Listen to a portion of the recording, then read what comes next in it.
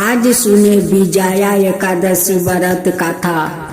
इस कथा को सुनने से महापुण्य फल का प्राप्ति होती है। इस कथा का आप जरूर सुने। धर्मराज युधिष्ठिर बोले, हे जनार्दन, फागुन मास के कृष्णा पक्ष की एकादशी का क्या नाम है और उसकी विधि क्या है, सो सब कृपा पूर्वक कहिए।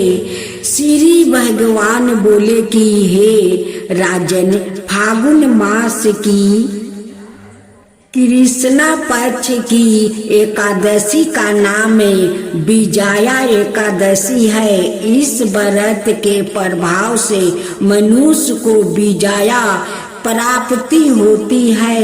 यह सब व्रतों से उत्तम व्रत है। इस विजया एकादशी का महात्म्य के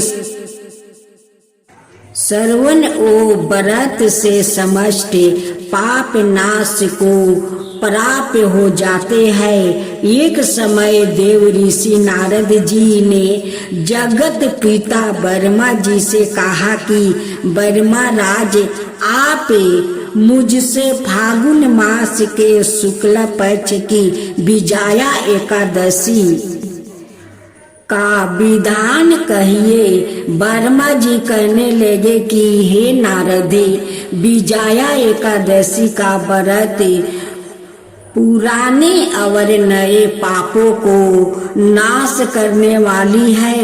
इस विजया एकादशी की विधि मैंने आज तक किसी से भी नहीं कही है। यह समस्त मनुष्यों को विजया प्रदान करती है। नेत्रा योग में मर्यादा पुरुषोत्तम चतम श्री रामचंद्र जी को 14 बरस का वनवास हो गया। तब वो श्री लक्ष्मण और सीता जी सहित पंचवटी में निवास करने लगे।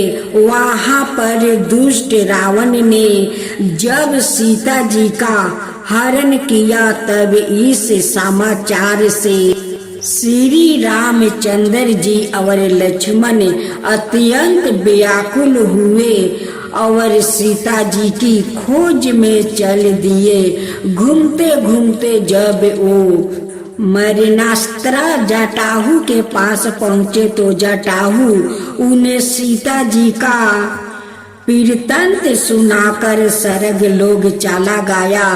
कुछ आगे जाकर उनकी सुग्रीव से मित्रता हुई और बलि का वध किया। हनुमान जी ने लंका में जाकर सीता जी का पता लगाया और उसने श्री रामचंद्र जी का एवं सुग्रीव की मित्रता का वर्णन किया। वहाँ से लौट कर हनुमान जी श्री रामचंद्र जी के पास आए और सब समाचार कहे। श्री राम जी ने वानर सेना सहित सुग्रीव की समिति से लंका को प्रस्थान किया। जब श्री रामचंद्र जी समुंदर के किनारे पहुँचे, तब उन्होंने मगर मत्स्य आदि से युक्त आगाध समुंदर को देखकर लक्ष्मण जी से कहा कि इस समुंदर को हम किस प्रकार पार कर सकेंगे। लक्ष्मण जी कहने लगे, हे पुराणों पुरुषोत्तम, आप आदि पुरुषोत्तम है, सब कुछ जानते हैं। कुमारी द्वीप में बकदायल भय नाम के मुनि रहते हैं। उन्होंने अनेकों वर्मा देखे हैं। आप उनके पास जाकर इसका उपाय पूछिए। लक्ष्मण जी के इस प्रकार के वचन सुनकर श्री रामचंद्र जी बक दल भय ऋषि के पास गए और उनको प्रणाम करके बैठ गया। मुनि ने भी उनको मनुष्य रूप धारण किए हुए पुराने पुरुषोत्तम समझ कर उनसे पूछा कि हे राम, आपका आना कैसे हुआ? श्री रामचंद्र जी कहने लगे, हे ऋषि, मैं अपनी सेना सहित यहाँ आया हूँ और राक्षसों को जीतने के लिए लंका जा रहा हूँ। आप कृपा करके समुंदर पार करने का कोई उपाय बताइए। मैं इसी कारण आपके पास आया हूँ। बक दल भय ऋषि बोले, हे राम, फागुन मास के कृष्णा पक्ष की एकादशी का व्रत करने से निश्चय ही आपकी विजय होगी। साथ ही आप समुंदर भी अवश्य पार कर लेंगे। इस व्रत की विधि यह है कि दशमी के दिन स्वर्ण, चांदी, तांबा या मिट्टी का एक घड़ा बनाए, उस घड़े को जल से भर कर और 5 पल्लव राख कर वेदिका पर स्थापित करे। उस घड़े के नीचे सतंजा और ऊपर जो रखा है उस पर श्री नारायण भगवान की स्वर्ण की मूर्ति स्थापित करे। एकादशी के दिन स्नान नदी से निवृत्त होकर धूप दीप नैवेद्य नारियल आदि से भगवान का पूजन करे।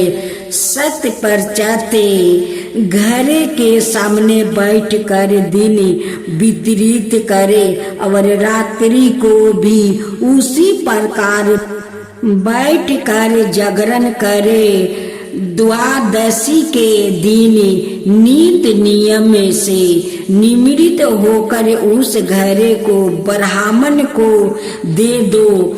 हे राम, यदि तुम भी इस व्रत को सेनापतियों सहित करोगे तो तुम्हारी विजय अवश्य होगी।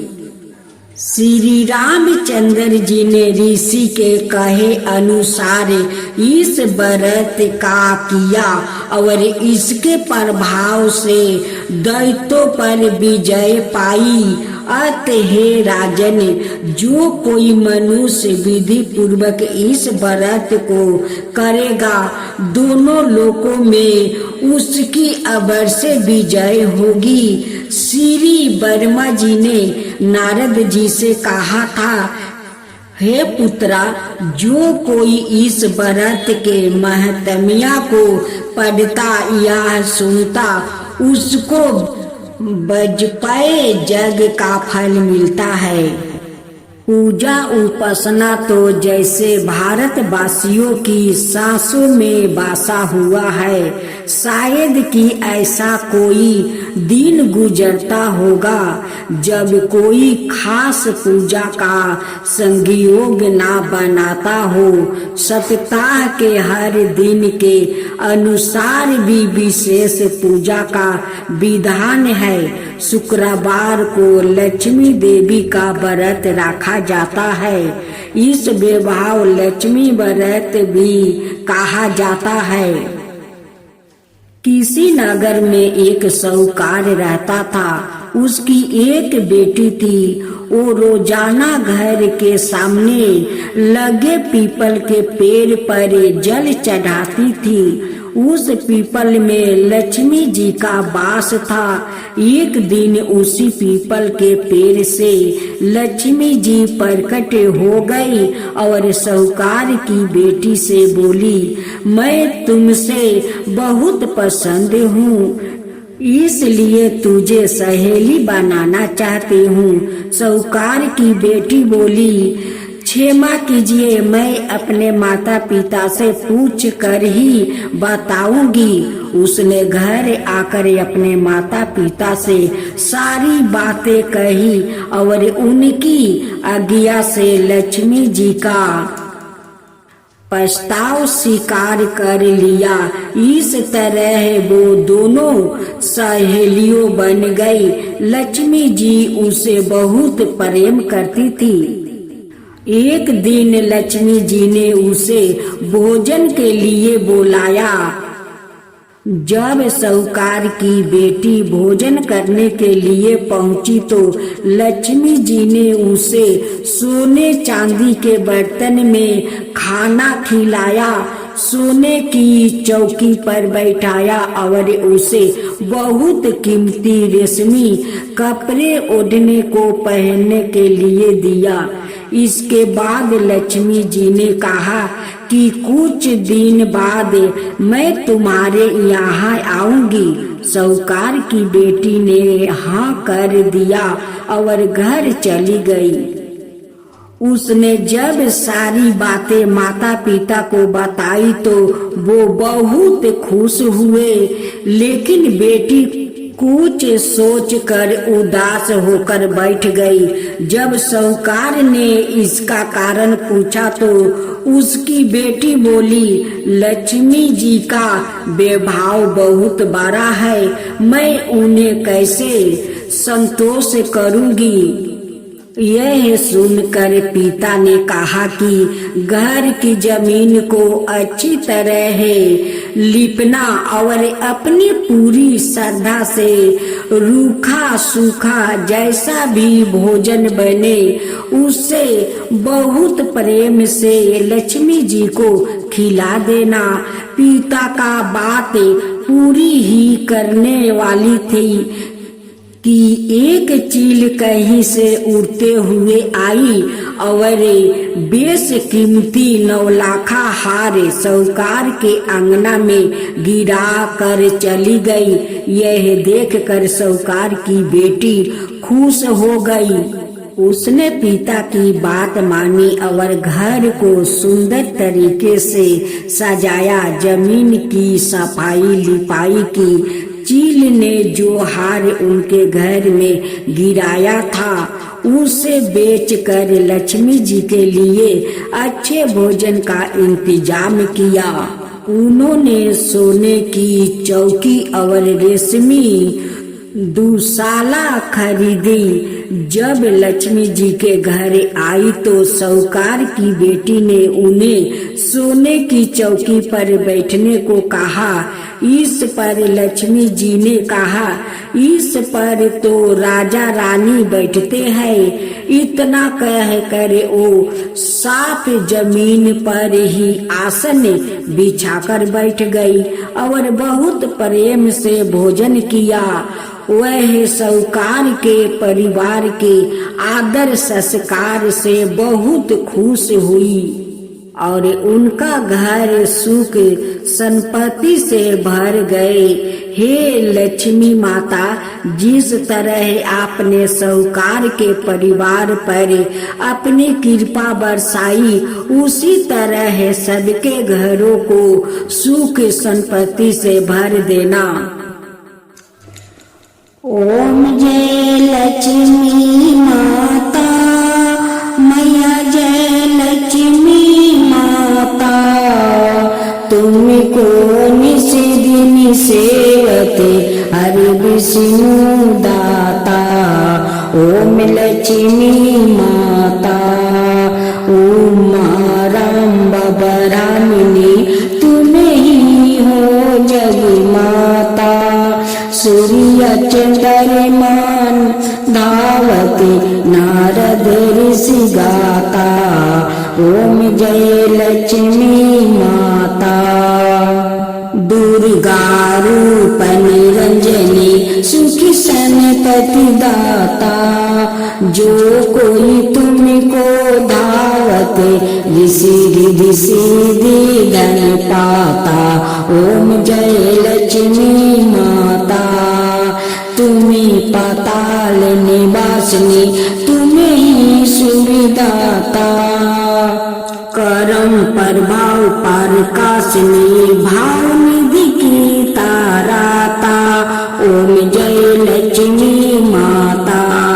जिस घर में तुम रहती सब सद्गुण आता, सब संभव हो जाता, मन नहीं घबराता।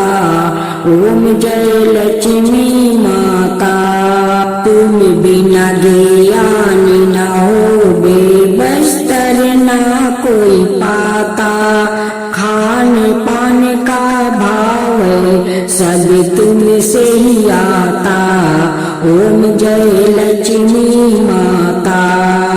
शुभ गुण मंदिर सुंदर चिरदानी जाता, रतन चक्र दर्शन तुम बिना कोई नहीं पाता। ओम जय लक्ष्मी माता। श्री लक्ष्मी जी की आरती जो कोई जन गाता, उरे आनंद समाता, पाप उतर जाता। ओम जय लक्ष्मी माता। मैया जय लक्ष्मी माता।